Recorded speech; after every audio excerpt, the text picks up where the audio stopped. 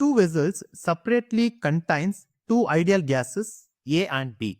At the same temperature, the pressure of A being twice that of the B.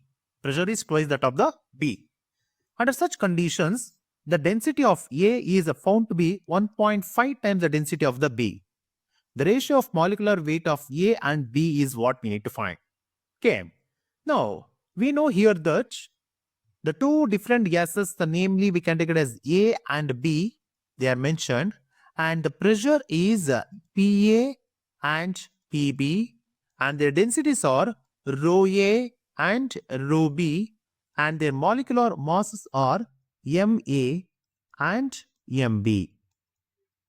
Since we know that from the ideal gas equations, the pressure is given by, that is, a PA is equal to rho A RT divided by MA, and PB is equal to rho B RT divided by MB. Since the temperature, if it is the same, then we can simplify this one as by the ratio, that is a PA by PB is equal to rho A by rho B times MB by MA, because the denominator of the denominator will come to the numerator.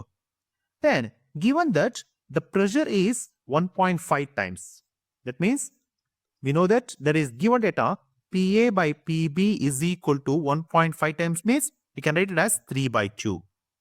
And this is twice the pressure of A being twice that of the pressure B. That means this equal to, we can take this one as 3 by 2 is the pressure of MB by MA, which is equal to 2.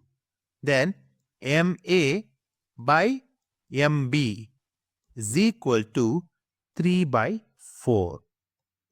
Then this one will get in the option number C. Option C is the right answer.